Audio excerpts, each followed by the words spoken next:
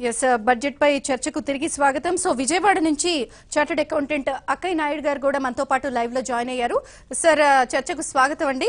So మీతో మాట్లాడే ముందు పొన్నం ప్రభాకర్ గారి వాయిస్ కూడా ఒక్కసారి మనం తీసుకుని చూద్దాం. సో ఏం చెప్తారండి, మీరు చెప్తున్నారు కదా పొన్నం ప్రభాకర్ గారు అంటున్నట్టుగా సంవత్సరానికి 2 కోట్ల ఉద్యోగాలు ఇస్తా అయినారా, ఆన్ రికార్డు ఉందా, వీడియో సాక్ష్యమా అనేటువంటిది ప్రస్తుత చర్చ కాదు. ఇవాళ బడ్జెట్ 4 సంవత్సరాల మొత్తం you are not owner of India. 4 సంవత్సరాల నుంచి మొత్తం ప్రజలను మొత్తం పిప్పియేసి జీఎస్టీ పేరు మీద, నోట్ల రద్దు పేరు మీద, బయట బ్యారెల్ రేటు పెట్రోల్ పడిపోతుంటే కూడా పావు రేట్ అయితే కూడా నువ్వు మొత్తం రోజు పెంచుకుంటా, గ్యాస్ రేటు పెంచుకుని అన్ని పైసలు తెచ్చి ఇప్పుడు ఎలక్షన్ల ముందట ప్రజలకు ఇస్తా అని చెప్పడం కొరకు కాదు నేను ప్రధానమంత్రి చేసింది. ఇవాళ దేశంలో నిరుద్యోగ సమస్య ఉంది, పరిష్కారం చేస్తామని చెప్పి గొప్ప గొప్ప మాటలు మాట్లాడారు. అది 56 శాతం పెద్ద గొప్ప చెప్పారు. కాబట్టి ఇవాళ మీ పేపర్లో రాసినది ఊరికే మీ పేపర్లో ఏదో ఉద్దేశపూర్వకంగా వ్యతిరేకంగా రాసిన వార్త కాదు. నేషనల్ ఛాంపియన్ సర్వే తీసినటువంటి వార్త. 45 సంవత్సరాల వయ పరిమితి దాటిపోతున్నటువంటి పరిస్థితుల్లో గరిష్ట స్థాయి అంటే ఎంప్లాయ్మెంట్ పర్సెంటేజ్ ఏ విధంగా జరుగుతున్నదనే చూస్తే మీరు ఈ దేశంలో పరిపాలన ఏ విధంగా కొనసాగుతుందో తెలుస్తుంది. అన్నం మొత్తం ఉడికితే చూడాల్సిన అవసరం ఒక మెతుకు. ఎంప్లాయ్మెంట్ సోర్స్ ఇది. ఇండస్ట్రియల్ జీఎస్టీ వల్ల సామాన్య మధ్య తరగతి, చిన్న తరగతి వాళ్ళు ఏమైందో మీకు తెలుసు. ఇప్పుడు మళ్ళీ మీరు ఇచ్చేదేమో 250 కోట్ల టర్న్ ఓవర్ ఉన్నోనికి ఇంకా ఐటీ తక్కువ చేస్తారు. మీరు ఒకవైపు ఈబీసీ రిజర్వేషన్ 8 లక్షలు అంటారు, ఐటీ రిజర్వేషన్ 5 లక్షలు కాదు. రైతులకు డిసెంబర్ నుంచి జమ చేస్తూ ఉంటారు. ఇది కూడా వచ్చే సంవత్సరం నుంచి 4 ఏళ్లలో ఎవరికన్నా రైతులు ఇంతకుముందు వారు చెప్పినట్టుగా ఎగిపిస్తారు. రైతు బిడ్డగా ఢిల్లీలో మొట్టమొదటిసారి మొత్తం రాష్ట్రాల నుంచి రైతులు పోయి, మహారాష్ట్ర అంత పెద్ద ర్యాలీ, దేశంలో రైతు ఆత్మహత్యలు ఇక అంటే 12 రూపాయలు పెట్టి మేము ఇన్సూరెన్స్ చేసినాం. ఎవరికి అందరి జేబులలో 12 రూపాయలు వితౌట్ పర్మిషన్ దొంగ లెక్క కట్ చేసుకున్నటువంటి పరిస్థితి. రైతు ఫసల్ యోజన పేరు మీద 1,06,000 కోట్లు వస్తే రైతులకు ఎంత చెల్లించమని ఆర్టీఐ కింద అప్లై చేస్తే ఇస్తలేరు. రైతు ఫసల్ బీమా పేరు మీద ఈ విధంగా పైసలు ఏ విధంగా గుంజాలే తప్ప మళ్ళీ ప్రజలకు న్యాయం చేయాలని ఆలోచన లేని ప్రభుత్వం. రైజ్ చేసిన పాయింట్స్ కి రఘునందన్ గారు ఏం చెప్తారో సమాధానం తెలుసుకునే ముందు అక్కయ్య నాయుడు గారు చూశారు కదా ఈ రోజు ప్రవేశపెట్టిన ఏదైతే ఓట్ ఆన్ అకౌంట్ బడ్జెట్ కి సంబంధించి మీ అబ్జర్వేషన్ ఏంటి, మీరేం చెప్తారు? యాక్చువల్గా అండి, ఇది ఓట్ ఆన్ అకౌంట్ బడ్జెట్ అనే సాంప్రదాయం పద్ధతిలో ఏ విధమైనటువంటి రాయితీలు కానీ ఇట్లాంటివి ఇచ్చేటటువంటి పరిస్థితి ఉండదు మామూలుగా. కానీ ఇది ఒక ప్రత్యేకమైన బడ్జెట్గా దీన్ని ఓట్ ఆన్ అకౌంట్ బడ్జెట్ అని కాకుండా ఇంటిరిమ్ బడ్జెట్ అనే ఒక మాట వాడి ఏదైతే సామాన్య మధ్యతరగతి వాళ్ళందరూ బెనిఫిట్ పొందేటట్టు, వేతన జీవులు అంటే సాలరీడ్ ఎంప్లాయీస్ అందరూ బెనిఫిట్ పొందేటట్టు, ఇన్కమ్ ట్యాక్స్లో ఇప్పటిదాకా ఉన్నటువంటి సాంప్రదాయాన్ని తప్పించి కొత్త సాంప్రదాయానికి ప్రవేశపెట్టినటువంటి విధానం ఈ బడ్జెట్లో మనం చూస్తున్నాం. ఇందులో భాగంగానే ఇన్కమ్ ట్యాక్స్ పరంగా వచ్చేటటువంటి బెనిఫిట్స్ అనేవి చూస్తే మరి ఇన్కమ్ ట్యాక్స్ స్లాబ్స్లో ఏ విధమైనటువంటి చేంజెస్ లేవండి. బట్ ఇన్కమ్ ట్యాక్స్ రేట్స్ స్లాబ్స్లో ఏ చేంజెస్ లేవు. కానీ 5 లక్షల రూపాయల లోపల ఆదాయం ఉన్నటువంటి ప్రతి ఒక్క ఇండివిజువల్కి కూడా ఏ విధమైనటువంటి ట్యాక్స్ కట్టే విధంగా లేకుండా రిబేట్ రూపంలో ఆ ట్యాక్స్ని ఇస్తూ గవర్నమెంట్ ఈ రోజున ఆర్థిక మంత్రి గారు ప్రవేశపెట్టిన బడ్జెట్ ఆ విధమైనటువంటి ఊరటని కలిగించింది. ఇది దాదాపుగా 3 కోట్ల మంది వ్యక్తిగత ఆదాయ వనరులు ఉన్నటువంటి వ్యక్తులకు ఉపయోగపడే విధంగా ఈ పరిణామం ఉంది. ఒకటి. రెండో విషయం వచ్చేసరికి వేతన జీవులకు సంబంధించి స్టాండర్డ్ డిడక్షన్ అనేది ఒకటి ఉందండి ఇన్కమ్ ట్యాక్స్లో. 40,000 రూపాయల వరకు ఆ స్టాండర్డ్ డిడక్షన్ లాస్ట్ ఇయర్ వరకు ఉండేది. దాన్ని 40,000 నుంచి 50,000 రూపాయలకి పెంచడం రెండో ఒక చర్య. అట్లాగే ఈ సాలరీడ్ ఎంప్లాయీస్కి సంబంధించే మనకి రిటైర్మెంట్ అయిన తర్వాత గ్రాట్యుటీ అనే ఒక పేమెంట్ గవర్నమెంట్ నుంచి రావడం జరుగుతుంది. ఆ వచ్చినటువంటి గ్రాట్యుటీని 10 లక్షల రూపాయల వరకు ఇన్కమ్ ట్యాక్స్ బెనిఫిట్ ఉండేది, ఇంతకుముందు ఎగ్జంప్షన్ ఉండేది. ఇప్పుడు ఆ 10 లక్షల రూపాయల నుంచి 30 లక్షల రూపాయలకి చేసినట్లుగా మనకి తెలుస్తూ ఉంది సమాచారాన్ని బట్టి. అంటే దాదాపు ఇది రిటైర్మెంట్ ఎంప్లాయీస్ పాలిట ఒక వరంగా దీన్ని చెప్పొచ్చు. మరి అంత పెద్ద చేసిన పరిస్థితి మనకు కనపడతా ఉంది. అట్లాగే హౌస్ ప్రాపర్టీస్ సంబంధించి ఒక వ్యక్తికి 2 హౌసులు కనుక ఉన్నట్లయితే ఇంతకుముందు ఆ ఒక హౌస్ మాత్రమే సెల్ఫ్ ఆక్యుపైడ్ కింద తీసుకొని, మనం ఉంటున్న హౌస్ కింద తీసుకొని, రెండో హౌస్ సంబంధించి మనం ఖాళీగా ఉంచినా సరే నోషనల్ రెంట్ అనే పద్ధతిలో దానికి రెంట్ మీద ఇన్కమ్ ట్యాక్స్ కట్టాల్సినటువంటి పరిస్థితి ఉండేది. ఇప్పుడు దాన్ని ఏం చేశారంటే ప్రతి వ్యక్తి కూడా 2 హౌసుల్ని సెల్ఫ్ ఆక్యుపైడ్ కింద ఉంచుకోవచ్చు అనేటటువంటి ఒక నిబంధనని చేయటం జరిగింది. అట్లాగే క్యాపిటల్ గెయిన్ అనే హెడ్ కింద ఎవరైనా ఒక ప్రాపర్టీ లాంగ్ టర్మ్ అసెట్ని అమ్మినప్పుడు క్యాపిటల్ గెయిన్ కనుక వచ్చినట్లయితే లాంగ్ టర్మ్ క్యాపిటల్ గెయిన్, ఆ గెయిన్ 2 కోట్ల రూపాయల లోపల కనుక ఉన్నట్లయితే ఒక హౌస్ కొనుక్కుంటే ఇంతకుముందు ఎగ్జంప్షన్ ఉండేది. ఇప్పుడు 2 రెసిడెన్షియల్ హౌసుల్ని కొనుగోలు చేసుకున్నా కూడా ఈ ఎగ్జంప్షన్ని ఇవ్వటం జరుగుతుంది అని చెప్పి ఈ బడ్జెట్లో తీసుకున్నటువంటి విషయం. అట్లాగే బ్యాంకుల్లో ఫిక్స్డ్ డిపాజిట్కి సంబంధించి మనకు వచ్చేటటువంటి ఇంట్రెస్ట్ మీద ఇంతకుముందు బ్యాంకర్స్ అందరూ కూడా 10,000 రూపాయల లోపల ఇంట్రెస్ట్ ఉన్నట్లయితే అవన్నీ నాయుడు గారు అవన్నీ చదివినారు, బడ్జెట్ అవన్నీ ఐడియా రాస్తున్నారు. మీరు వాటిని సమర్థిస్తున్నారా సిఐగా? వాటి వల్ల ఈ ఎన్నికల లోపల ఎన్నికల తాయిలాలా? మీరేం మీ కామెంట్ చెప్పండి. ఆ లిస్ట్ అంత ఉంది కదా. కామెంట్ కూడా చెప్తాం సార్. కొంతమంది పూర్తిగా అర్థం కాని వ్యక్తులు ఉంటారు సార్, వాళ్ళందరి ఉద్దేశంతో కొన్ని. రైట్ సార్, మీరు చెప్పండి, మీరు కంటిన్యూ చేయండి. అక్కయ్య నాయుడు గారు మీరు చెప్పండి. ఒక నిమిషం ప్రభాకర్ గారు. సో ఇంకొక 2 minutes, ఇంకొక 1 minute అయిపోద్దండి యాక్చువల్గా. సో ఈ విధంగా ఏదైనా మనం బ్యాంకుల్లో ఫిక్స్డ్ డిపాజిట్లు ఉంటే 10,000 రూపాయలు కనుక ఆ ఫిక్స్డ్ డిపాజిట్ మీద వచ్చిన వడ్డీ కనుక మనకు ఉన్నట్లయితే ఇంట్రెస్ట్ దాని మీద టీడీఎస్ చేసేవాళ్ళు కాదు. 10,000 రూపాయల లోపల 10,000 రూపాయలు దాటితే బ్యాంకరు టీడీఎస్ చేసిన తర్వాత మాత్రమే ఆ ఇంట్రెస్ట్ని మనకి కస్టమర్కి ఇస్తారు. ఇప్పుడు 10,000 రూపాయలు దాటి 40,000 రూపాయల వరకు ఉన్నటువంటి ఎంటైర్ ఇంట్రెస్ట్ మీద కూడా టీడీఎస్ చేయాల్సినటువంటి అవసరం లేదని చెప్పి మనం ఈ లేటెస్ట్ బడ్జెట్లో ప్రవేశపెట్టడం జరిగింది. అంటే దాదాపు 6 లక్షల రూపాయలు ఫిక్స్డ్ డిపాజిట్లు బ్యాంకులో ఉన్న వాళ్ళు ఎవరు కూడా వాళ్ళకి టీడీఎస్ డిడక్ట్ అయ్యే పరిస్థితి ఉండదండి వచ్చే ఇంట్రెస్ట్ మీద. అది ఒక చేసినటువంటి డెవలప్మెంట్, ఇప్పుడు జరిగినటువంటి పరిణామం. అట్లాగే ఏదైతే ఎఫోర్డబుల్ ప్రైసెస్ అనే దాని కింద మనం ఎవరైతే బిల్డర్స్ ఎఫోర్డబుల్ ప్రాపర్టీస్ కనుక కన్స్ట్రక్షన్ చేసినట్లయితే వాళ్ళ ఆ ప్రాపర్టీస్ కింద ఎగ్జంప్షన్ తీసుకోవడానికి సెక్షన్ 80 IAB అనే ఒక ఇన్కమ్ ట్యాక్స్ యాక్ట్లో ఒక సెక్షన్ ఉంది. అది ఇంకొక సంవత్సరానికి ఎక్స్టెండ్ చేసి వాళ్ళు ట్యాక్స్ ఎగ్జంప్షన్ తీసుకోవచ్చు అని చెప్పడం జరిగింది. అట్లాగే ఏదైనా ప్రాపర్టీస్ బిల్డర్స్ కన్స్ట్రక్షన్ చేసిన వాళ్ళు ఫ్లాట్స్ అమ్మేటప్పుడు మొత్తం పూర్తిగా ఫ్లాట్స్ కనుక అమ్మలేకపోయినట్లయితే ఆ అమ్మలేకపోయినటువంటి ఫ్లాట్స్ మీద నోషనల్ రెంట్ అనే ఇన్కమ్ని ఆఫర్ చేయాల్సినటువంటి పరిస్థితి ఉండేది ఇంతకుముందు. అది 1 year లోపల అమ్మలేకపోతే ఇప్పుడు దాన్ని 2 yearsకి పెంచడం జరిగిందండి. అంటే కన్స్ట్రక్షన్ అంతా కంప్లీట్ అయిపోయి ఆక్యుపెన్సీ సర్టిఫికేట్ వచ్చిన తర్వాత ఇంకా నెక్స్ట్ 2 సంవత్సరాల్లో కూడా ఫ్లాట్లు కనుక అమ్మలేకపోతే వాళ్ళు ఏ విధమైనటువంటి రెంటల్ ఇన్కమ్ని ఆఫర్ చేసి ట్యాక్స్ కట్టాల్సినటువంటి పరిస్థితి లేదు అని చెప్పి దాన్ని కూడా అమెండ్మెంట్ చేయడం జరిగింది. అట్లాగే ఇన్కమ్ ట్యాక్స్ పరంగా స్క్రూటినీ రిటర్న్స్ కనుక పడినట్లయితే ఆ స్క్రూటినీ పడినటువంటి కేసులో రాబోయే 2 సంవత్సరాల్లో అంటే ఏ ఆఫీసర్ని డైరెక్ట్గా ఏ యొక్క క్లయింట్ కానీ ఒక చార్టర్డ్ అకౌంటెంట్ కానీ ఫేస్ టు ఫేస్ ఇంటర్ఫేస్ లేకుండా మరి వాళ్ళని కలిసే పరిస్థితి లేకుండా ఆన్లైన్లోనే స్క్రూటినీ ప్రాసెస్ కూడా కంప్లీట్ చేసే విధానాన్ని గురించి చెప్పడం జరిగింది. అట్లాగే ఇంకొక కొత్త విషయం ఏంటంటే ఇన్కమ్ ట్యాక్స్ రిఫండ్స్ డిలే అవ్వకుండా, income tax returns process delay అవ్వకుండా 24 గంటల్లోనే ఇన్కమ్ ట్యాక్స్ రిటర్న్ ఫైల్ చేసిన 24 గంటల్లోనే ప్రాసెస్ చేసి రిఫండ్ రిలీజ్ చేస్తామని చెప్పినటువంటి విషయం. ఇవన్నీ ఈ విధంగా చూస్తే ఇన్కమ్ ట్యాక్స్ పరంగా సామాన్య మధ్యతరగతి ట్యాక్స్ పేయర్స్ అందరికీ కూడా డెఫినెట్గా ఇవి మేలు జరిగేటటువంటి విషయాలేనని చెప్పడంలో సందేహం లేదు. కానీ ఈ పరిస్థితులు ఏదైతే ఉందో ఇప్పుడు ప్రవేశపెట్టకూడదా ఇట్లాంటి విషయాలు ఓటాన్ అకౌంట్లో కానీ మినిమం లిమిటెడ్ బడ్జెట్లో కానీ ప్రవేశపెట్టచ్చా అనే విషయాల జోలికి నేను వెళ్ళను. కానీ ఇది మెజారిటీ జనాలకైతే ఖచ్చితంగా ఊరట కలిగించే విషయం అని చెప్పడంలో ఏ విధమైనటువంటి సందేహం లేదు. అయితే ఇప్పటిదాకా ఉన్నటువంటి ఒక సాంప్రదాయాన్ని మన భారత రాజ్యాంగం, మన భారతదేశ పార్లమెంటు ప్రవేశపెట్టే ప్రతి బడ్జెట్లో కూడా ఒక సాంప్రదాయాన్ని పాటించుకుంటా వస్తున్నాం. ఆ సాంప్రదాయాన్ని కాదని ఓటాన్ అకౌంట్ బడ్జెట్ని ఈ విధంగా చెప్పడం అనేది మరి కొంతమంది అర్థమైంది. సంప్రదాయానికి విరుద్ధంగా చెప్పినా కూడా చాలా విషయాల్ని ప్రస్తావించారు, చాలా విషయాల్ని ప్రవేశపెట్టారు. అంటే 4 ఏళ్లలో లేనిది ఈసారి పెట్టారంటే అది భిన్నంగా చేసినట్టు. మరి ఎలక్షన్ 4 నెలల్లో ఉన్నప్పుడు దాన్ని ఎలా సమర్థిస్తారు మీరు? ఇప్పుడు ప్రతి 6 నెలలకు ఒకసారి ఈ దేశంలో అంటే చాలా మంది అనేది ఏంటంటే పూర్తి స్థాయి బడ్జెట్ పెట్టేశారు కదా అని అంటున్నారు. ఇప్పుడు ఎవరికి దోసిన రీతిలో వారు అన్వయించుకోవడంలో తప్పు లేదు, వారి అభిప్రాయాలను ఎక్స్ప్రెస్ చేయడంలో కూడా తప్పు ఉందని నేను అనట్లేదు. ప్రతి 3 నెలలకి 6 నెలలకి ఒకసారి 3 రాష్ట్రాలకి 5 రాష్ట్రాలకి ఎన్నికలు జరిగేటువంటి దేశం ఇది. డిమానిటైజేషన్ చేసిన తర్వాత కూడా అనేక రాష్ట్రాల్లో ఎలక్షన్స్ జరిగినాయి. జీఎస్టీ వచ్చిన తర్వాత కూడా మేము 5 సార్లు అధికారంలో ఉన్న గుజరాత్లో వ్యాపారస్తులు 90% ఉంటారన్న గుజరాత్లో ఎలక్షన్స్ జరిగినాయి. అక్కడ కూడా రిజల్ట్స్ ఏమొచ్చినాయో చూసినాం.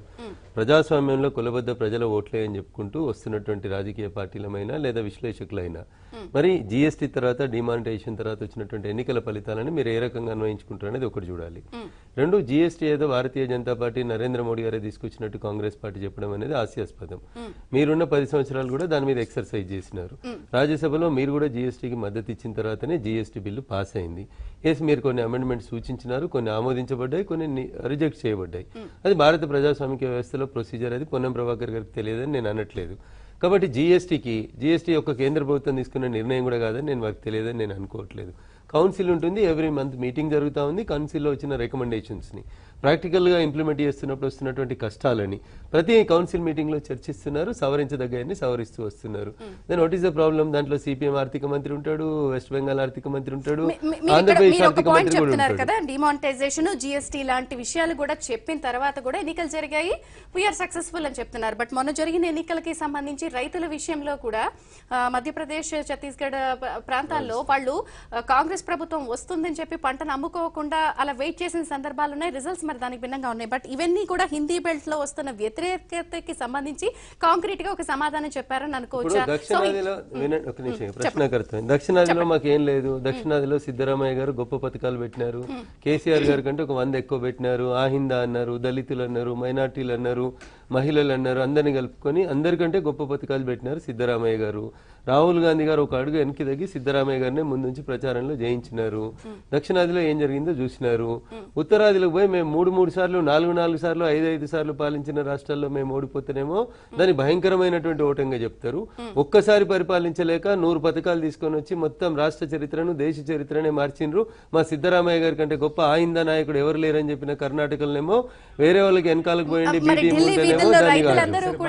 నేను రైతుల ధర్నాలు. శ్రీనివాస్ గారు మీ టర్న్ వచ్చినప్పుడు చెప్పండి. రైతుల ధర్నాల గురించి, రైతుల సమస్యల గురించి ఈ రోజే మొట్టమొదటిసారి వచ్చినట్టు చర్చ చేయడం అనేది బాధాకరం. స్వామినాథన్ కమిటీ రిపోర్ట్ ఏ రోజు పార్లమెంట్కి వచ్చింది అనేది పెద్దలందరికీ తెలుసు, ప్రపంచానికి తెలుసు. నిజంగా స్వామినాథన్ కమిటీ సిఫార్సులు అమలు చేయగలిగేది ఉంటే కాంగ్రెస్ పార్టీ 8 సంవత్సరాలు వారు అధికారంలో ఉన్నప్పుడు దాన్ని అమలు చేయకుండా ఉంచలేకపోయింది.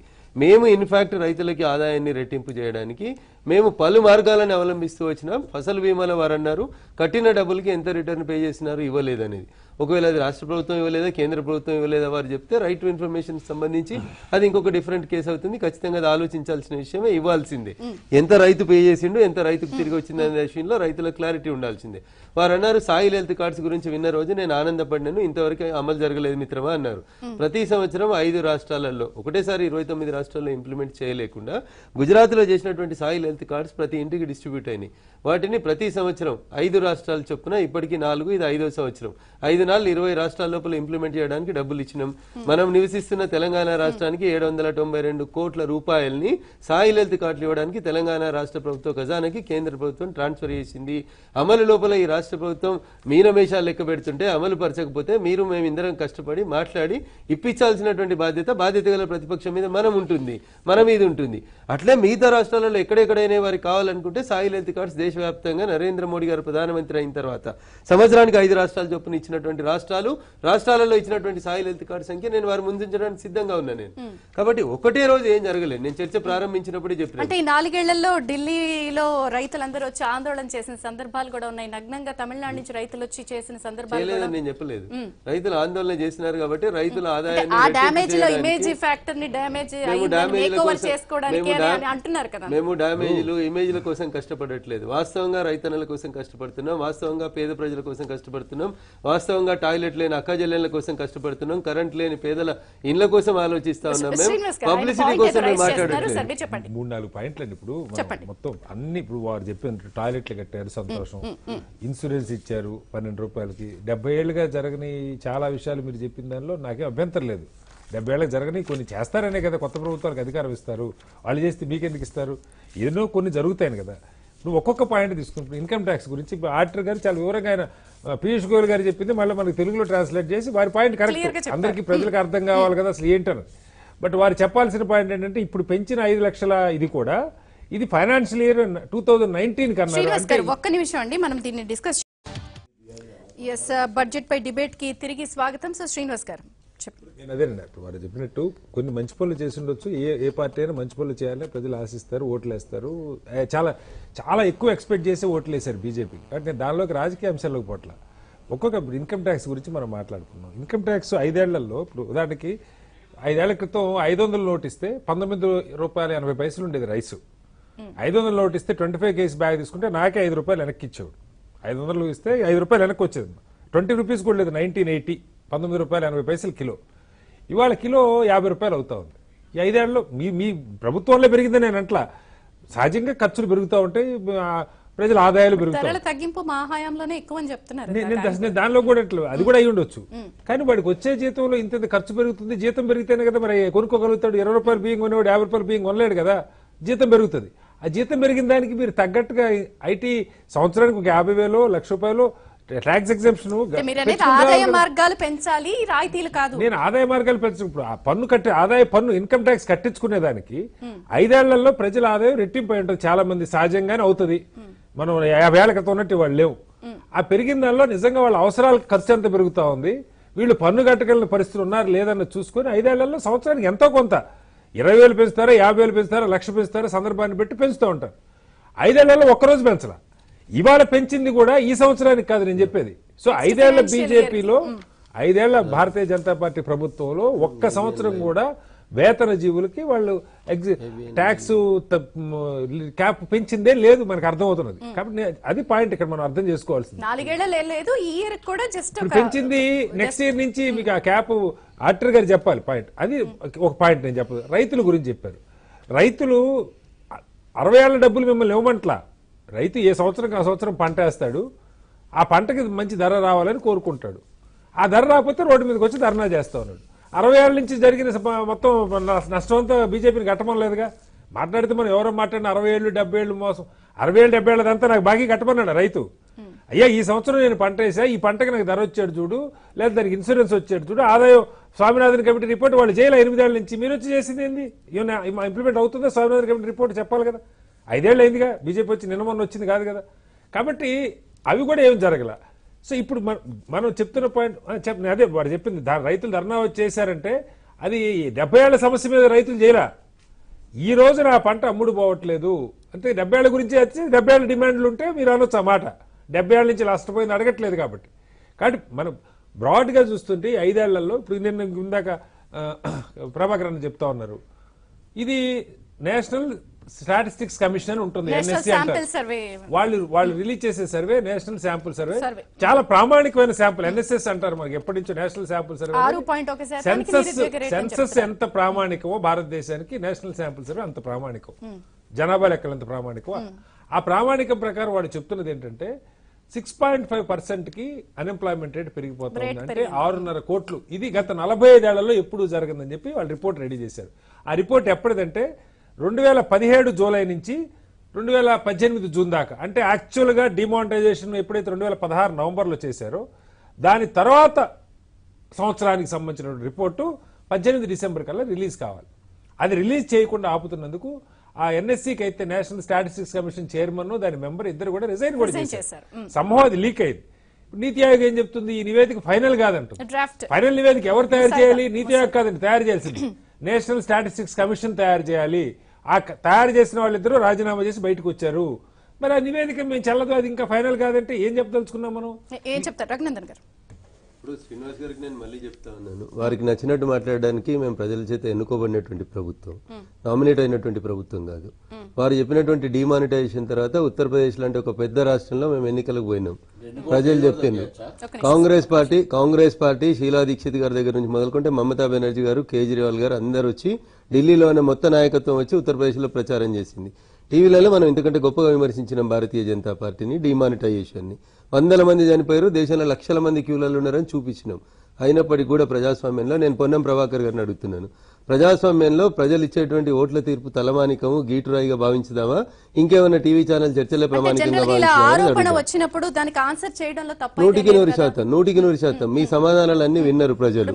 నడి రోడ్ల మీద ఉరిదీయమని చెప్పి మాట్లాడిన ముఖ్యమంత్రులకు కూడా సమాధానం చెప్పారు ఉత్తరప్రదేశ్ ప్రజలు.